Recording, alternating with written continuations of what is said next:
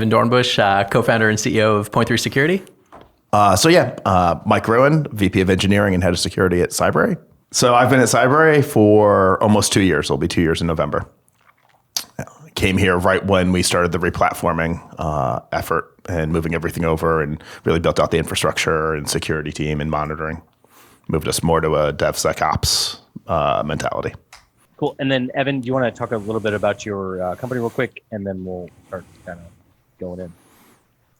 Yeah, fair. So I have been with Point3 for about 4, maybe 5 years, give or take. We are an information security company that helps organizations of all shapes and sizes manage, assess, and cultivate their cybersecurity talent. We do it through a proprietary gamified learning ecosystem, which we call Escalate. So how does Escalate fit into the whole? How does the gamification sort of fit into a training program or an organization in general? Yeah, so good question. The gamification side, we tend to emphasize that on podcasts and informal settings because it's like a catchy word. Mm-hmm. But the reality is the gamification piece is secondary to the learning piece. So what we've done is we've created what I just call a jungle gym for hackers.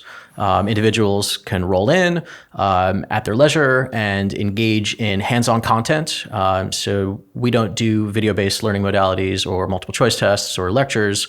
There's puzzles. Go solve the puzzles, capture the flag. And by capturing the flag, you're demonstrating competency over some particular skill set. We map everything over the NIST-NICE framework, which we can talk about later.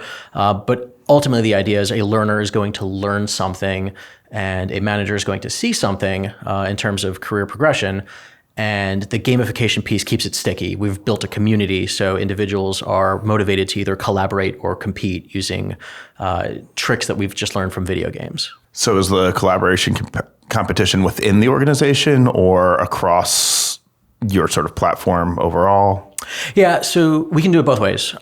So when an individual logs in, he or she has their account, they've got no points, they've got no demonstrated competencies, and they're mapping themselves typically against the global leaderboard, right? Everyone in the community, strengths and weaknesses wise.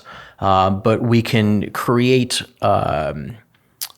tailored competitions specifically for member organizations. We've done sometimes where customers will challenge other customers, in a particular vertical market or in a particular geographic region.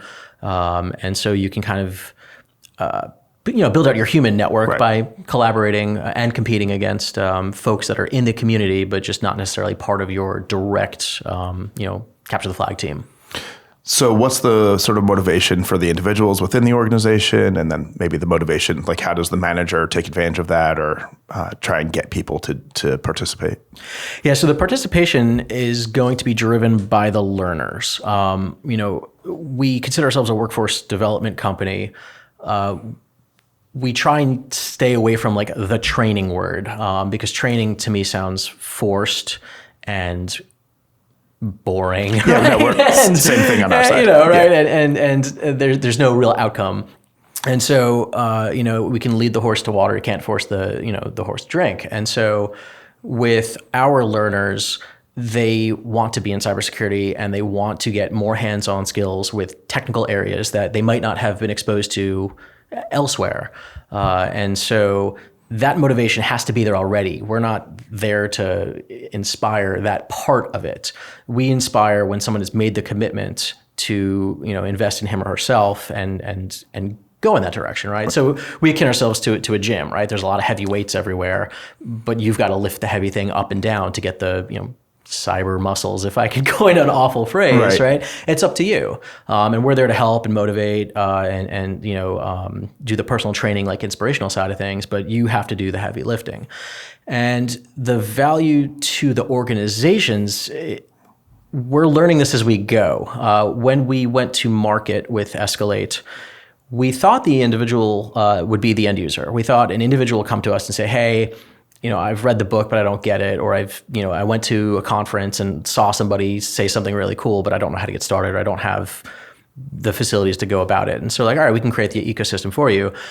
But from a business standpoint, it's organizations that have come to us, managers saying, I can't I can't hire people, or I'm hiring the wrong people based off of like the technical certifications they have, which don't necessarily translate to demonstrated competency, or I don't know how good my team is, or who my top performers are, or I need to identify strengths and gaps within the team. If I'm a consulting firm, I need to know who my best athletes are, right? And so it's really been organizations that have been driving our growth, and they're interested in, again, like giving a fun environment for their employees to get better, clearly defined career progression paths, and again, perhaps identify that talent that may be latent inside your organization that, someone in finance or help desk should be reassigned to, cybersecurity, because there's an interest and an aptitude there.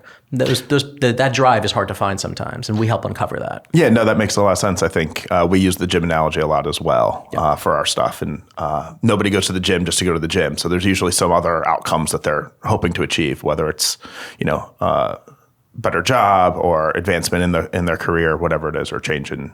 So yeah, I sort of get that. Yeah.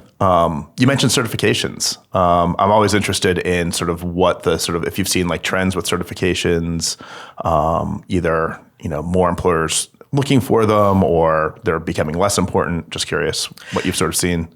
Yeah, so I think certifications certainly have a role, and I'm not diminishing that. How we came to be is probably ultimately a story around certifications. So my co-founder and I, we were teaching, 2 and 3 day symposiums, actually at a local bagel shop in Maryland. And, we're teaching reverse engineering, malware analysis, exfiltration of data, command and control, like just niche type topics. And as our story goes, one of our brochures ended up down at the Pentagon, where the director for force readiness and preparedness says, hey, like, this is actual cybersecurity. What we are doing for the next generation of warfighter, it isn't working. Can you help us? And so he said, well, what are you doing, right? And the response was, well, it's a 6-month, 9 to 5, so 40 hours a week for 6 months, series of boot camps where, our men and women service members are engaging in get the Security Plus cert, and then get the Network Plus cert, and then get the A Plus cert, and then get the Certified Ethical Hacker cert, and then get the CISSP cert and the CCNA. And then you forward these individuals to mission producing units, and they can't operate. They don't know necessarily how to perform.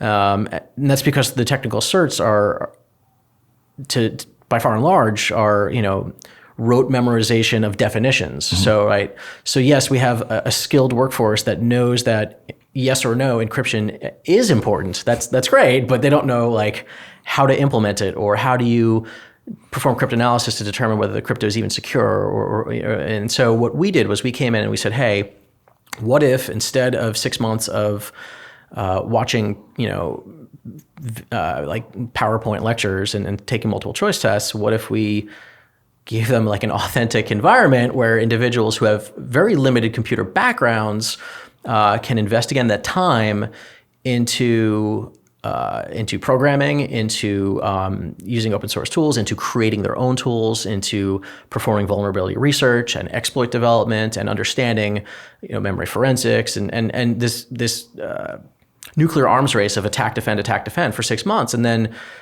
that seems to be more effective, right? Right. And that's just not my word. Like, it was a Pentagon, research effort. So, we did our thing, and then data scientists from a bunch of different research laboratories came in, and they inspected us, the students, the curriculum, and then they tracked the students after attending this, what they're now calling a cognitive apprenticeship style course. And lo and behold, the students are more engaged in the community after the course. They can perform better. They're being promoted better. They understand and they enjoy what they're doing, which is also important. And so, long ways to go back to your question. The reason why Point 3 exists is that while certifications are important and do have a role, there's an over-reliance on them from a hiring standpoint. And just because somebody has all of the technical certifications, like all of them, does not intrinsically mean that they will be able to do all of the things that you may need them to do in their current work role. Yeah, no, I definitely see the same thing in software engineering. My background as a software engineer, I started off doing the things, right? So I didn't know like we came up with model view controller, but we didn't know that that's what that was called, right? It was the 90s. I'm that old. So we did all these things, and then, you go on your job interviews or whatever, and they start asking you questions. And I think certifications, it sounds like it's a similar thing where it's like, if you know the terminology, it's a great shorthand, and it allows a team to sort of make sure that we're all talking about the same thing. It doesn't necessarily mean that you know how to do the thing, but at least means that you know what the thing is. I think there's a lot of that. I think when I look to hire people, I always look like, can they do the thing? Not do they know what it's called? Yeah, and that's literally what we sell, right? Is a benchmark on, hey, this person says they can do malware analysis. That's what I need them to do. Can you throw a piece of malware at them and see if they can analyze it? Right. Yeah, easy. Right. Yeah. I know a bunch of people that like look for jobs and things. Like, what are your thoughts on basically the certifications being the gatekeeper to even bring you in for an interview? I'm hoping that it goes away, because I hope like more sites like yours and ours kind of like open the door to be like, oh, look, there's actual like demonstrated knowledge here, as opposed to like, I sat down and took this test and answered your 100 questions to the best of my ability, and it gave me a score, and that determines if I can even like come in for an interview. So I'm wondering if, like, with a lot of your customers and things like that, I wonder if it's kind of started to shift their mindset from that gatekeeper mentality for at least the first like initial interviews and things like that. Yeah, I think it has. And again, I don't have a whole lot of frame of reference because we're a relatively young company, and all we sell is, I guess, anti-gatekeeping. So, of course, I'm seeing an uptick because our basis was 0, but it's helping. It's helping a lot of people. It's helping a lot of organizations hire smarter. It's helping. Like when we did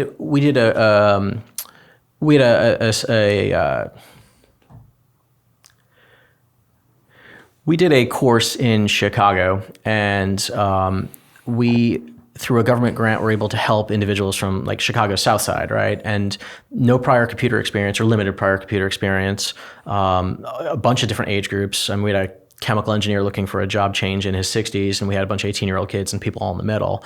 By the end of that course, I think we had over a 90 or 95% job placement rate for decent salary paying jobs. And we have handwritten letters from the students saying, hey, based on my zip code or my last name, like no one was calling me back, and now I've got a good job at a really well-known company. And that story, we hear it over and over again, and we're still getting handwritten letters from a lot of individuals that they don't have a college degree or they don't have a technical certification, but they've got skills and passion, and increasingly they are getting picked up by larger and larger companies.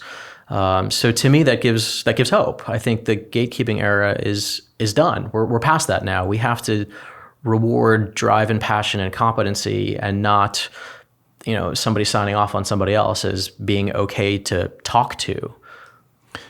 That makes sense. The whole like motivation thing, getting back to what I was asking about, how do individuals, why are they motivated to do it? I think I find it in software engineering and anything which is they have a natural drive to it. I switched from mechanical engineering to computer science because I was in the lab all the time fighting with a computer. And my friend was like, if you enjoy fighting with a computer, you should probably switch, right? Mm-hmm. And I think the same thing is probably true in cybersecurity or whatever it is. If you are interested in a topic, you'll look for opportunities to do those things and learn more skills and level up and things like that. So most people are sort of driven from the inside. Yeah, fully agree. Cool. Yeah, I think we also see similar things like at Cybrary. Like we have a bunch of success stories of people that are just like kind of taking these courses on the side, right? Still doing other things and things like that, and then they just all of a sudden find their like niche, I guess, in cybersecurity, like really enjoy it, and then they just kind of deep dive, and then a couple months later they land these like pretty major roles at these companies and like a whole new career, which I think is relatively unheard of. Like I guess. Mm-hmm. For the most part, like, I mean, it's tough to switch from industry to industry, especially if you're like already established and things like that. And coming in at certain levels is pretty unheard of. But I think we've seen several that kind of come in, and now they're very vocal. They're like rock stars at their companies and things like that. I think that's pretty awesome. Yeah, and that's to me the value of the Cybrary community, right? Because your content is extremely varied, and cybersecurity is a big tent, and there are lots of areas that could be of interest to people, and I guess not all cyber is the same, right? And so that's tremendously valuable for people to realize, hey, here's what I'm interested in. Here's what I'm good in. Maybe there's overlap, maybe there's not, but regardless, there's a way to find, in this day and age, someone that's willing to pay you to continue that. Like the need is clearly there. The gap is clearly there. Yeah, what we're finding is there's a lot of people that, they know cybersecurity. You hear the things on the radio, you hear all sorts of stories about how it's a growing career and people want to sort of move into it. There's more jobs than there are people, but they have no idea what it means. It's like saying, I want to be a doctor or a lawyer. They don't really realize there's all these specializations, and they don't necessarily even know what they're good at or what they're interested in or what the opportunities are. So I think platforms like ours and yours sort of help that. I like the idea of, sort of what you were talking about before about someone who's maybe already at the organization. Maybe they're in IT support, maybe they're in finance, wherever it is, and they sort of show an aptitude and an interest in it, and suddenly they're now doing a thing and getting into cybersecurity where maybe they were never exposed to it, never even knew that was an option for them. Yeah. So cool. Well, I think it would also basically enables them to kind of almost be like a security champion in the enterprise too, which helps like strengthen if you're the security team, having people that in like the finance department that is like competent enough to be like, hey guys, like we shouldn't be doing this, and kind of like knocking off 90% of the attacks or attack vectors, I guess, before they even happen. I think that's a super strong asset to have in any company. And so, I mean, we're kind of seeing that on the Cybrary side. It was big at Black Hat. We were talking about security enablement and things like that, where it's just everybody's trying to spread all of this knowledge out to the masses to kind of like raise that general bar, and then kind of start to identify like the security champions that are kind of existing throughout the organization. And I think it'd be really cool. Like some companies are starting to like, give those people some extra training in cybersecurity, kind of letting them go down that rabbit hole while still doing their other job. And that's kind of super powerful, I think. And hopefully that trend continues. We're seeing it kind of start to take off.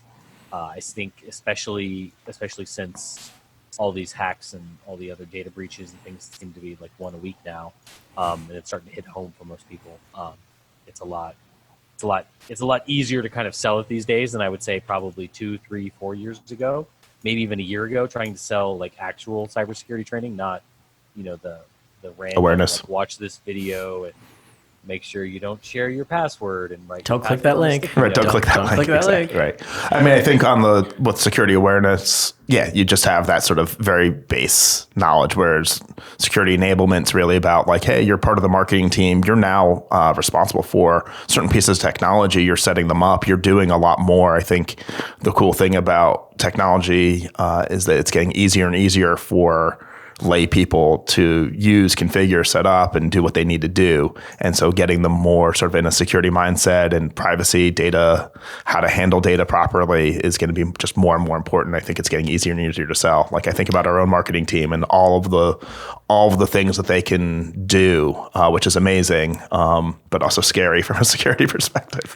Well, I think that's a good point, right? Like I think organizations are increasingly recognizing that these skills matter, whether you're employed as a cybersecurity professional or not. And, for better or for worse, it doesn't matter what you do or what your organization is, you're in cyber, right? If you're a bread manufacturer, you've got equipment that is, electronically controlled, right? If you're in media or in finance, you've got apps and technology and privacy considerations. And everyone has to at least recognize that, right? Awareness at any level is a net positive for enterprises. And I think I attribute the growth to Cybrary and to a lesser degree to Point 3 on that. And that, you might not have gone out to be a cybersecurity company, but, look, we see governments getting hit with ransomware. They're in the business of cyber, whether they want to admit it or not. Hospitals are turning away patients because the equipment has ceased to work. They're in the business of cyber, whether they set out to be that way or not. And we're seeing that translate to every industry and vertical. Yeah. Speaking of governments, being in the cyber industry, Point Three is Baltimore based. We are. Baltimore recently had some fun stuff happen to their city systems. So that's a good transition. Talking about why Baltimore? Why did you pick Baltimore? Are you from Baltimore originally? Like, what kind of led you guys down that route? You were excited by the growing Baltimore tech scene, or what was it? Good question. I think for us, Baltimore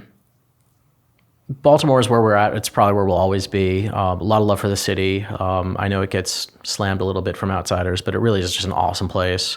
And it's definitely where Point Three considers home. I think we honestly got started there fairly arbitrarily, but it's really grown on us as we get more and more involved in the city and the local ecosystem. I think most of our talent in terms of employees has some kind of Maryland tie. We get a lot of individuals that come out of the intelligence community or the Defense Department or government in general, which Maryland is pretty heavy in. And many will choose to stay in Maryland, and we're happy to support them. More than not, our employees are like, peace out, right? I'm going to the Middle West or wherever. I just did 10 years at some mold infested government lab, and my spouse hated it. Now we're going back to where my spouse's family is from. And so we as Point Three support that. We're fully remote, work from anywhere kind of company. But Baltimore has a decent tech scene. It's fun. It's an artsy city. It's quirky. I think anything goes, and that helps keep us, creative and going. I think some of the other things Baltimore has going is not only its proximity to DC, but I think its proximity to Philly, New York. It's well situated. That's also why the company that Jonathan and I worked at previously was situated there. It's in a good location. There is a lot of tech. You have a lot of good universities in the area between Maryland and obviously in Baltimore. A lot in computer science, UMD, stuff like that. So I think there's a lot to pull from, not just the government agencies. There's also a lot of college kids and post-grad and stuff like that to pull from as well. Yeah, I mean, the city is accessible. We have a great airport. We have great train station, internet exchange point. So internet options that are pretty well bandwidth out or whatnot. I-95 is easy, like you said, to get to pretty much anywhere we need to go. So if you have the time. Yeah. But yeah, that's not why we picked Baltimore. We just happen to live here and enjoy it. Right. But yeah, the city's great. Any way we can provide a win for the city, we'd love to. Because it's also had some knocks too. Yeah. I mean, I think we've talked about it. Cybrary has, similar to what you were talking about before with Chicago, trying to do something with Baltimore City, trying to do some sort of Cybrary program. I think maybe there's an opportunity there. I think that'd be pretty cool. Sort of help people find new careers. Yeah. Have you seen any evolution or changes in sort of the positions or, I mean, I know you've sort of been around for 4 years, I think is what you said, but in terms of what companies are looking to hire for or things like that?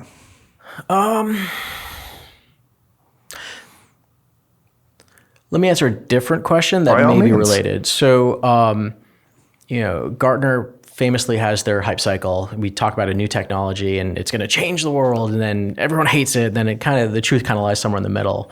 I'm seeing a lot of artificial intelligence for cybersecurity. And part of me is like, all right, we're in the upswing of the hype cycle. This is going to go away because it can't be what it promises to be. But the other part of me is a little bit terrified. I think the marketing play that I've seen for most AI companies is, we can get rid of all of your junior positions and replace it with automation. And that lets your people do the things that, they'd rather be doing or more important, whatever.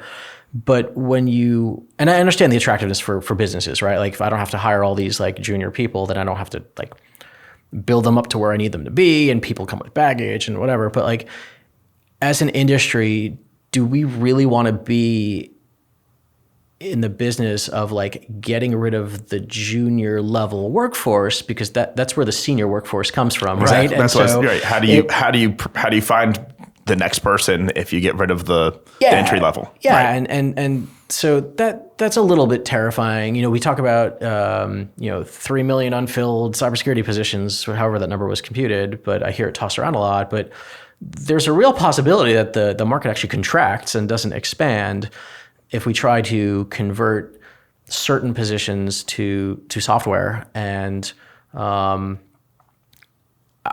personally think that would be a mistake. So. I mean, go on. What do you think?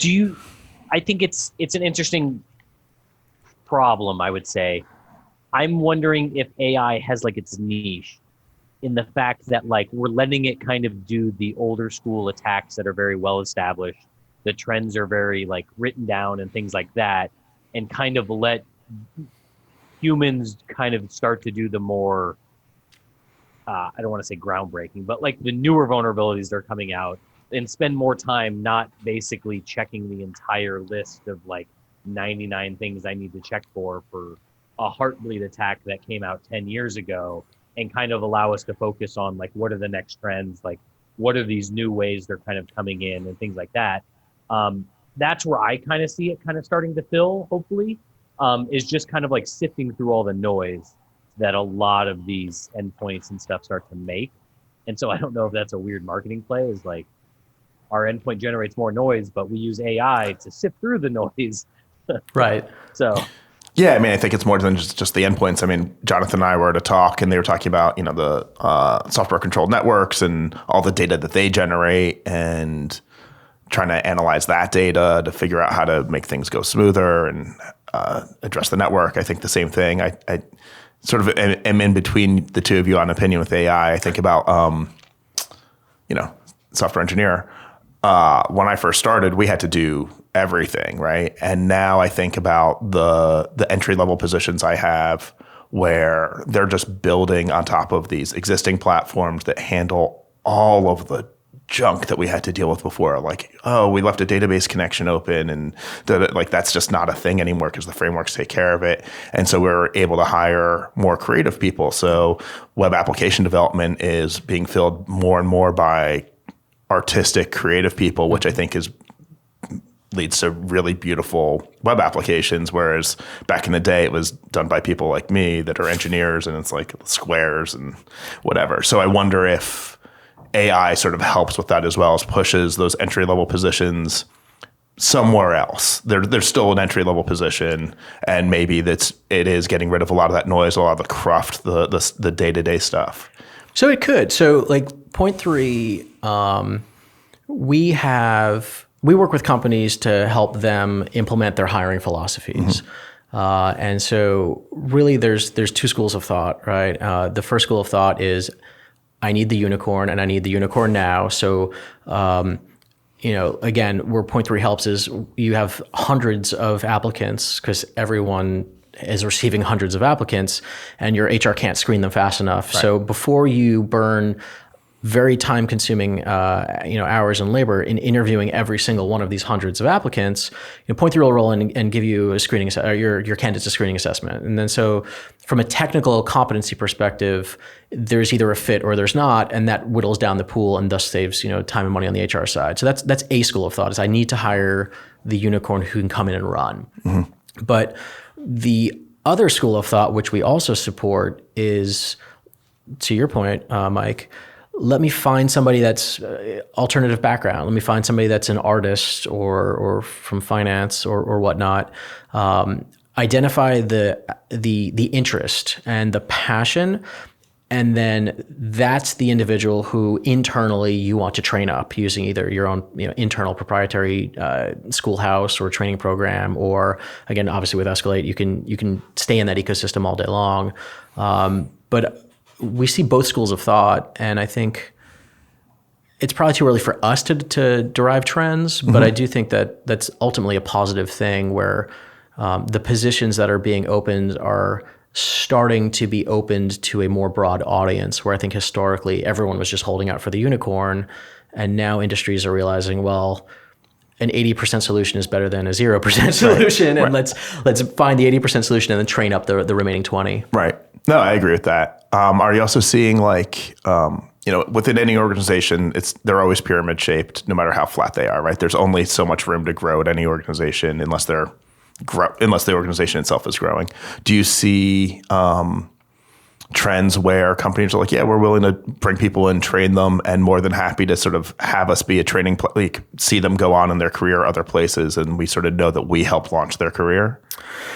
So we are seeing that in two ways. The first way is interesting. A customer kind of came up with this and then shared the idea with us, and then we've kind of shared it back out, and other people are starting to implement it. And that is almost like a Cybrary concept of microcerting.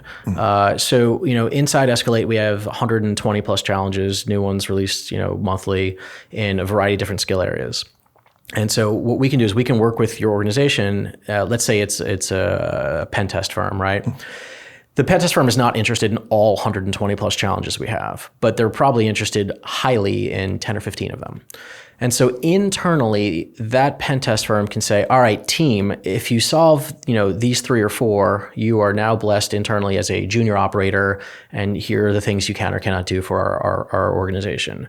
When you solve this next one, like now you're a mid-level operator, and that bestows upon you additional responsibilities, maybe a title change, maybe a salary bump, whatever. And if you solve the next 3 or 4, like now you're a supervisor, right? So there are clearly defined meritocratic, if you do this, here's what happens. And that's extremely, extremely beneficial for both the employee and the employer, right, where that roadmap is defined. The second thing that we've done inside Escalate is we've mapped all of our challenges against the NIST-NICE framework. And so what that does for an employee and for an employer is to identify where the skill sets are. So as an employee or as a learner in general, if I solve a certain number of challenges, I can then map myself against NIST-NICE and say, all right, here are the job titles that I'm qualified for, right? Maybe I didn't know this thing existed because in NIST-NICE there's like 120 different job titles. Do you want to take a step back? I mean, we know what NIST-NICE is because we also map our training to that as well. But maybe really quickly, what is it? Yeah. So to me, I don't have the full history, I'm but sorry. let's back into it and then change everything the way that the government does it. So NIST is a government standards group, National Institute for Standards and Technology. They're the ones that say, hey, 12 inches is a foot and an inch is this. Like they define all the weights and measurements for everything. So those are the standards and how we measure things. A subgroup inside that is NICE, the National Institute for Cybersecurity Education, and they have a bunch of different initiatives on how to create a common lexicon, because if there's one thing our industry sucks at is either using awful words to describe things unclearly or overloading terms and using the same word to describe different things in different contexts. And so to me, the idea of NIST-NICE was, all right, if I'm at company A and you're looking in job postings, and I'm looking for a SOC analyst, and company B also has an opening for a SOC analyst. Those could be two very different things, even though they're both SOC analysts, because each company has a different definition for what the SOC is and what its employees should be doing. And so the idea of NIST-NICE is, well, what if instead of calling people SOC analysts, we just said, here are the knowledges, skills, abilities, and tasks, the KSATs, that individuals are expected to be doing. That way, I, as an individual, I don't need to look at, incident responder, malware analyst, security researcher, and try and figure out what actually is going on at this organization. The employer can say, all right, like if you're going to be an incident responder at our company, these are the things that you should be expecting to be doing. Right. Ironically, I think NIST-NICE has kind of backed into the same problem that we all found is, well, no one's going to look at 1,000 different knowledges, skills, and abilities to determine what it is he or she wants to do.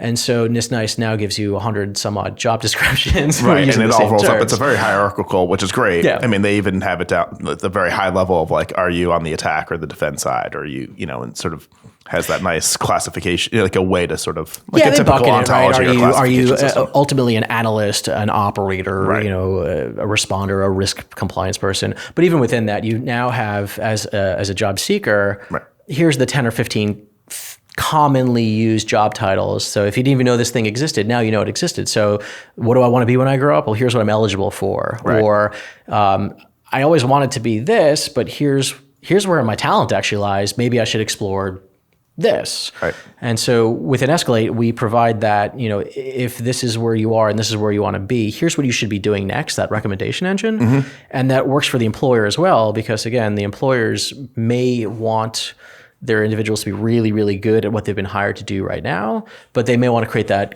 career progression pathway of like, here's how you go from SOC to blue team to red team to CISO or whatever the career tree is at that particular organization. Yep. Have you guys looked at I know for our training platform, I want to do some more of this of, a lot of people don't know what they're good at, or they just haven't been exposed to something. And so along the career path, trying to put sort of tangential things that are maybe related to other areas and give them those opportunities to sort of do a thing. And hey, it turns out maybe they self-identify, or maybe our recommendation engine is able to identify hey, maybe you'd be better suited for this thing. Have you guys explored some of that? We've invested a lot of time and energy into that. And so every member of Escalate has a heat map, right? Here's what you've completed, and here's what that maps to in terms of what you've already demonstrated competency in. And then again, the individuals are then empowered to either say, I want to do more of that and, not just be junior, but senior, or, maybe I should explore this other thing. I really suck at this. Yeah, well, yes, your word's not mine. Fair. But that's important too, right? So we actually, I will say, sidebar, managers inside Escalate have full access to aggregated data from what their employees are not doing. And one of those data points that we give managers is who's not logging in at all. That fact has value to a manager, right? Who's not either taking advantage of this or not doing what they're told or not progressing. Right, or not motivated to it. They're not interested. They just don't have that interest, right? I mean, it gets back to my first point or your first point. It's a gym, right? We can provide the facilities, we can give you the weights, we can give you personal trainers, but if you don't show up, and that just shows that you're this maybe is not something that's as interesting to you, right? And that's tough love, but that's important for a company's bottom line and for an employee. Right. I mean, that good fit thing works both ways. So I totally agree. Getting back to AI, I mean, one of the other things that sort of getting back to why I think it's also a little scary is you look at other systems that have deployed AI and now they've been trained to actually not identify, they're because of the training data has become so corrupt over time that they're actually trained not to identify the problems and think that that's normal. And so that also worries me a little bit when you start talking about using AI within a cybersecurity sort of active monitoring defense type thing is over time, how, if I'm a hacker and I know systems are using AI, how can I exploit that? Yeah, it was like that Microsoft Twitter bot that they trained to be a Nazi in 14 hours or some crazy number. It's that's a genius way for a hacker is cool, I'll just send all these fake signals out, change their baseline over the course of 6 months, and then I come in and just wreck house. Yeah. Right. There are definitely enough studies out there to talk about the implicit biases of both the algorithms and the implementation of those algorithms, and just the data sets that are either selected or not selected for the corpus. So I agree with you. Yeah. I mean, I think it just turns from social engineering, now it's AI engineering, right? I mean, the same techniques that you sort of see hackers use to get in the door could be applied to. But that's why you need people, right? And that's why Cyber is doing well, and why Point 3 is doing well, and others are doing well, because, just going back to the Stuxnet days, right? Everything was blinking green, checks across the board, and meanwhile stuff is on fire, and no one is thinking to look physically at the device. And so I smell smoke. But. Yeah. So if you're going to outsource all of your decision making processes to software and not have the trained individuals to understand, how do I know just because it's green that it's green, right? Right. What are the other things that that a human will just have intuitive, dialogue with? more powerful, way more powerful. Right. And I think the way you get that sort of intuitive is going through it. Like getting back to the sort of entry level and hands-on learning and all of it. Absolutely. The only way to learn is to do. Right. And, or one of many ways, but the way that we found our niche is to do. And it's totally a way. I mean, and I was actually, I think it was yesterday, I was listening to a podcast about learning in general and how important it is to sort of reinforce things that, like, I think this gets back to the certification. I think a lot of people can sit in a class, can learn the material, do well on an exam, but they haven't really learned it for life. You need multiple modes of learning in order to actually really learn a thing. You need time in between them. One of the other things I thought was interesting that they brought up was they've done studies about, I can't remember what they called it, but it was sort of doing multiple topics, like spend 10 minutes doing math, then 10 minutes doing English, 10 minutes doing science, and then go back to math, so that you're sort of doing small chunks, spaced out, sort of integrated learning, I think is what they called it. And I'm trying to think of how we would apply that also at Cybrary, and I'm sure, sort of the same things of like. Yeah, I believe that. I definitely feel like a lot of times the human brain will incorporate lessons like in the shower or like through a dream or, and not necessarily when you're physically on keyboard. And we see that like a lot of our challenges are designed to not be 5-minute puzzles, but like 5-hour puzzles. And rarely do we encourage the individual to sit at the keyboard for 5 hours. Right. But if you do an hour a day, you have the problem down in a week, which is, again, better for your brain and for your confidence. And that's more indicative of a real world problem anyway. You're not going to always be able to copy paste off the internet and like in 30 seconds, mission accomplished, Yeah, like a real totally agree. Lab would be like, it would be like a 4-day lab where you spend the first 3 days getting absolutely nowhere looking through logs. Yep. A lot of our challenges are that way. Yeah. Our biggest challenge, as a company, our biggest challenge is people get frustrated quickly and they give up quickly. And our job is to make sure that, yes, it's new. Yes, it's intimidating. Yes, it's hard, but you can do this. Just don't give up. Like you'll get there if you invest the time. But I agree with you. I think in a 4-day challenge, like 3 days is going to be just like Googling terms to then Google research papers to then, install software and deal with all of the dependency hells. And then finally you're ready to like look at the problem. Yeah, no, I can't tell you how many times you go to look at the problem and now you're solving all of the other problems with like installing the software. It's like now this thing and now it's like, oh, now I got to go change that rule and do this. And you're, by the time you're done 2 days later, you're like, wait, I haven't made any progress on the actual original problem. You just don't feel you just don't feel like it. Right. And I think that's a benefit of a hands-on learning approach as opposed to, say, going to some like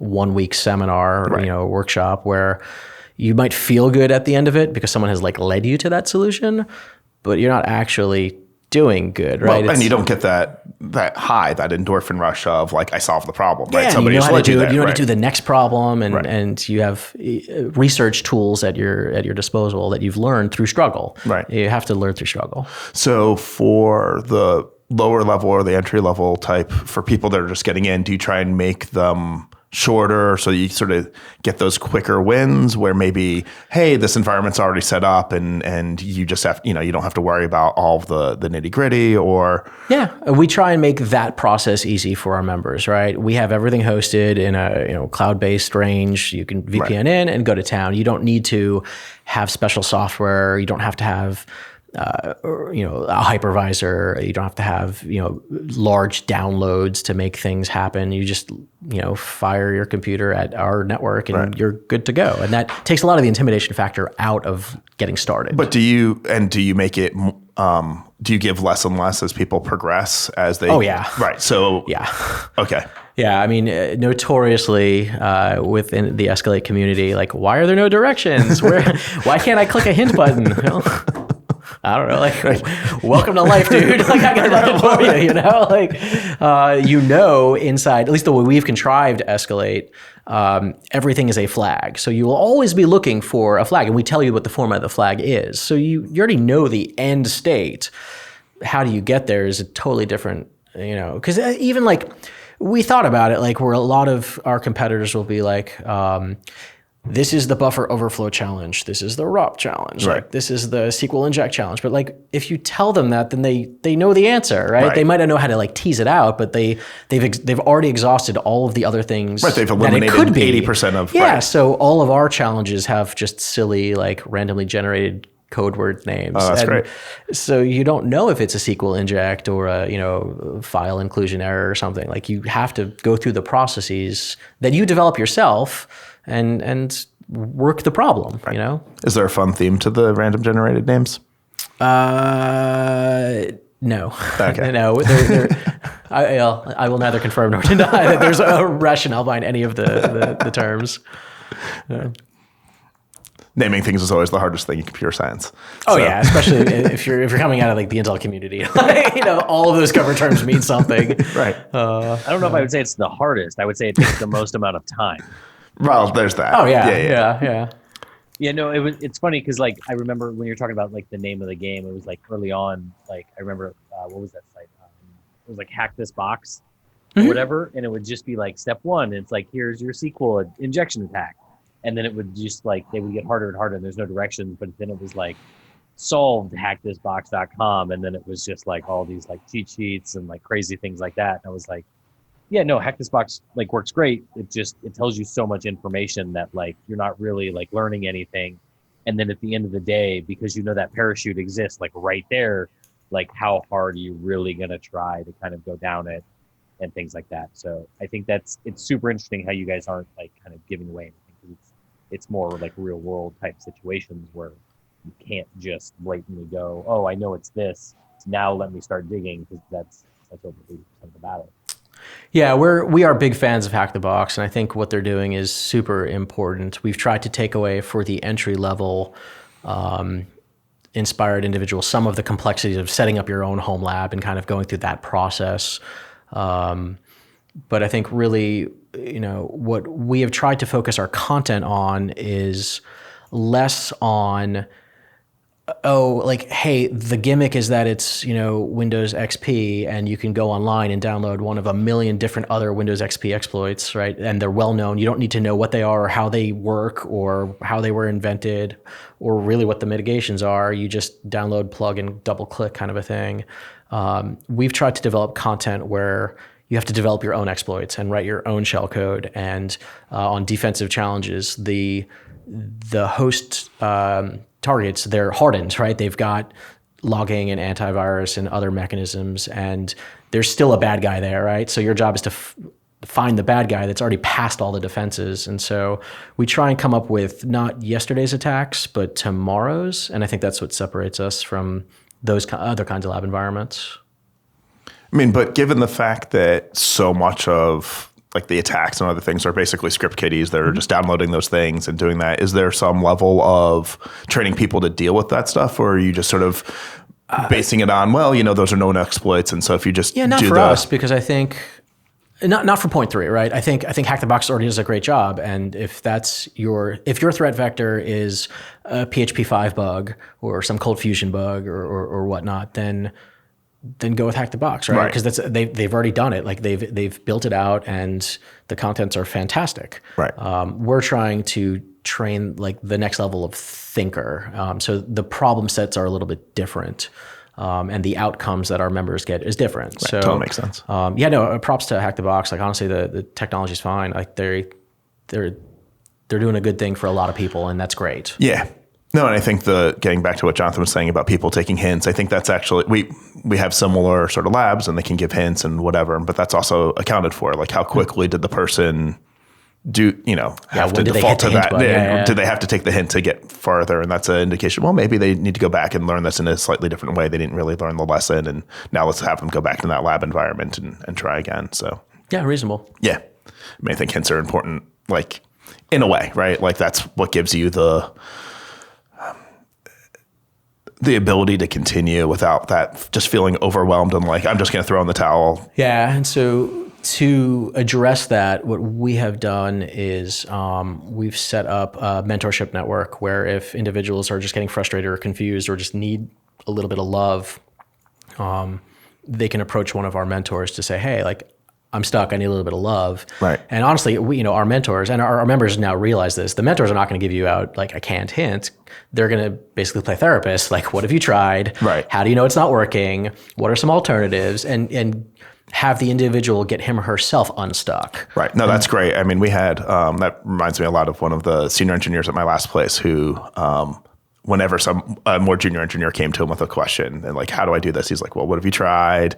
Like, what do the logs say? Go do this. And so it really taught them how to fit, then how to troubleshoot. how to troubleshoot. And then when they came back, the next time they usually had done more of those things. And I think that's a great way of doing it. Do your mentors and community help each other in real world environments? Do you sort of encourage that or discourage that aside from within the training itself? Like if I'm at work and I'm seeing something, like do people... Oh, interesting. I don't know that I have an answer for that. But it's probably something we should certainly consider. Right? I mean, it's a lot of our enterprise customers, so community is a big part of the Cybrary system and ecosystem, but our enterprise customers, there's some that are very wary of having their people involved in that community because there's information, there's compliance reasons, there's all sorts of reasons. And then you have others that are much more on board with, we'd love to have our staff in those communities because they can get sort of, so I can see how it would be that's why I guess I was asking the question, because I could see it being very difficult if I'm an enterprise. How much do I want my people in those communities and talking about what's going on? How do I know I can trust the other people in the community? That's fair. Yeah, I think, information sharing, the ISACs in general, like there's definitely a value to that. There's also a time and place for that. Right, exactly. There's also like a chain of command into approaching that. So, I don't know that we've directly tackled that, but we do have a worldwide community. We have a vibrant chat room and forums and we do live events and people kind of spring up into, physical groups to attend like web-based events that we put on. So cool. There's definitely a vibrant community. I'm sure that dialogue is happening somewhere. Right. Yeah. Right. Cool. It's one of the things at the last place we also had to monitor was all those those chats. And from a compliance perspective, fair. It was more on the financial side of, looking for insider trading and other things, but it's the sort of same thing of like, if we open up these communities and allow people to share information, how do we control that information and make sure it's not being overshared? General question. We're going to wrap it up just because right.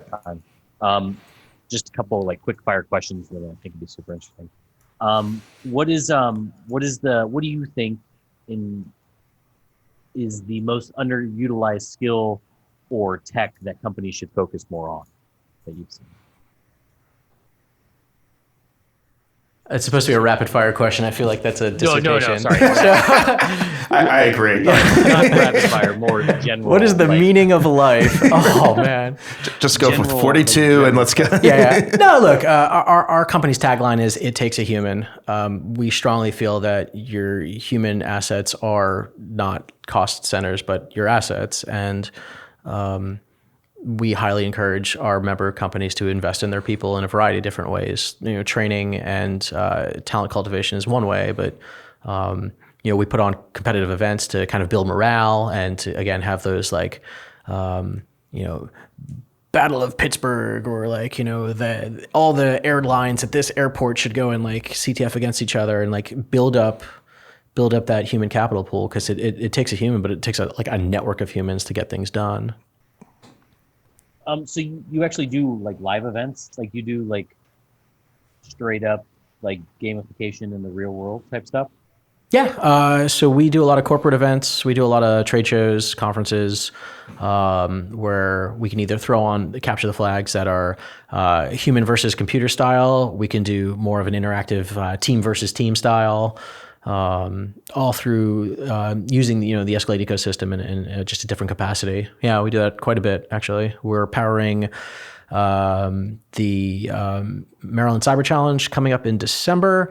We were actually approached. This is a really cool story. I don't know when this podcast will air, but we were approached by 4 different women's-focused nonprofit tech groups: Women Hackers, WOSEC, the Women's Society of Cyber Jiu-Jitsu, and Gate Breachers. And they each independently came and said, "Hey, we want to do a women's-only CTF." So we ended up facilitating, like, why don't the 4 of you just get together and throw this massive event? So for all of your listeners and subscribers, on the 2nd of November, there is a global CTF happening all virtually, where individuals who identify as women can for free compete in one of two tiers. There's a beginner, like, non-competitive friendly environment, and then there's a competitive environment with women from all across. I think we've got over 500 people signed up on all of the continents. If you're in Baltimore, we are doing a physical location. There's other groups that are organically kind of springing up. I think we saw one group in British Columbia is hosting, like, let's all get at the coffee shop and do the virtual CTF together. So November 2nd is going to be an interesting opportunity for anyone who's ever wanted to start in and understand the CTF environment. Very cool. Yeah, it's going to be really cool. Yeah. Cool. That's all I got. Do you got more questions? No, I'm good. Evan, you got any questions? I got no questions for you guys, though. So, yeah. Awesome. Yeah, I think we're... Thank you for your time. I appreciate it. No, thank you. Yeah. Appreciate you coming in. Absolutely. It's a lot of fun.